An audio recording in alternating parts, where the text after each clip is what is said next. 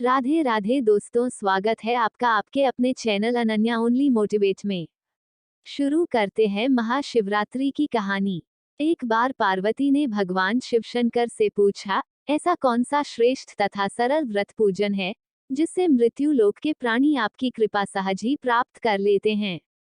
उत्तर में शिवजी ने पार्वती को शिवरात्रि के व्रत का विधान बताकर यह कथा सुनाई। एक गांव में एक शिकारी रहता था। पशुओं की हत्या करके वह अपने कुटुंब को पालता था। वह एक साहूकार का ऋणी था, लेकिन उसका ऋण समय पर न चुका सका।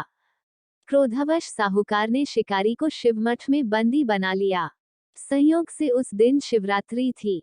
शिकारी ध्यानमग्न होकर शिव संबंधी धार्मिक बातें सुनता रहा। चतुर्दशी को उसने शिवरात्रि की कथा भी सुनी। संध्या होते ही साहूकार ने उसे अपने पास बुलाया और ऋण चुकाने के विषय में बात की। शिकारी अगले दिन सारा ऋण लौटा देने का वचन देकर बंधन से छूट गया।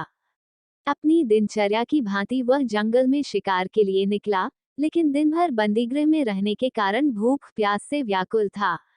शिकार करने के लिए वह एक तालाब के किनारे बेल वृक्ष पर पड़ाव बनाने लगा। बेल वृक्ष के नीचे शिवलिंग था जो बिल्वपत्रों से ढका हुआ था। शिकारी को उसका पता न चला।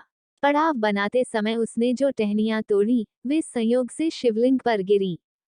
इस प्रकार दिन भर भूखे प्यासे शिकारी का व्रत भी हो गया और शिवलिंग पर बेलपत्र भी चढ़ गए। एक पहर रात्रि बीत जाने पर एक गर्भिणी मृगी तालाब पर पानी पीने पहुंची। शिकारी ने धनुष पर तीर चढ़ाकर ज्यों ही प्रत्यंचा खींची, मृगी बोली, मैं गर्भिणी हूँ, शीघ्र ही प्रसव करूंगी। तुम एक साथ दो जीवों की हत्या करोगे, जो ठीक नहीं है।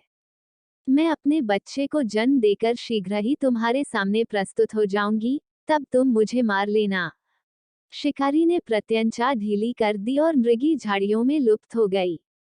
कुछ ही देर बाद एक और मृगी उधर से निकली। शिकारी की प्रसन्नता का ठिकाना न रहा।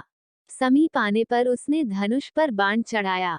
तब उसे देख मृगी ने विनम्रतापूर्वक निवेदन किया, हे पारधी, मैं थोड़ी देर पहले ही ऋतु से निवृत्त हुई हूँ। कामातुर विरहिणी हूँ। अपने प्रिय की खोज में भटक रही हूँ। मैं अपने पति से मिलकर शीघ्र ही तुम्हारे पास आ जाऊंगी। शिकारी ने उसे भी जाने दिया। 2 बार शिकार को खोकर उसका माथा ठनका। वह चिंता में पड़ गया। रात्रि का आखिरी पहर बीत रहा था। तभी एक अन्य मृगी अपने बच्चों के साथ उधर से निकली। शिकारी के लिए यह स्वर्णिम अवसर था। उसने धनुष पर तीर चढ़ाने में देर न लगाई। वह तीर छोड़ने ही वाला था कि मृगी बोली, हे पारधी, मैं इन बच्चों को पिता के हवाले करके लौटाऊंगी। इस समय मुझे मत मार। शिकारी हंसा और बोला, सामने आए शिकार को छोड़ दूं, मैं ऐसा मूर्ख नहीं। इससे पहले मैं 2 बार अपना शिकार खो चुका हूँ। मेरे बच्चे भूख प्यास से तड़प रहे होंगे। उत्तर में मृगी ने फिर कहा, जैसे तुम्हें अपने बच्चों की ममता सता रही है, ठीक वैसे ही मुझे भी, इसलिए सिर्फ बच्चों के नाम पर मैं थोड़ी देर के लिए जीवनदान मांग रही हूँ। हे पारधी, मेरा विश्वास कर, मैं इन्हें इनके पिता के पास छोड़कर तुरंत लौटने की प्रतिज्ञा करती हूँ। उपवास, रात्रि जागरण तथा शिवलिंग पर बेलपत्र चढ़ाने से शिकारी का हिंसक हृदय निर्मल हो गया था। उसमें भगवद शक्ति का वास हो गया था। धनुष तथा बाण उसके हाथ से सहज ही छूट गए। भगवान शिव की अनुकंपा से उसका हिंसक हृदय कारुणिक भावों से भर गया। वह अपने अतीत के कर्मों को याद करके पश्चाताप की ज्वाला में जलने लगा। थोड़ी ही देर बाद मृग सपरिवार शिकारी के समक्ष उपस्थित हो गया, ताकि वह उनका शिकार कर सके, किंतु जंगली पशुओं की ऐसी सत्यता, सात्विकता एवं सामूहिक प्रेम भावना देखकर शिकारी को बड़ी ग्लानि हुई। उसके नेत्रों से आंसुओं की झड़ी लग गई। उस मृग परिवार को न मारकर शिकारी ने अपने कठोर हृदय को जीव हिंसा से हटा सदा के लिए कोमल एवं दयालु बना लिया। देवलोक से समस्त देव समाज भी इस घटना को देख रहा था।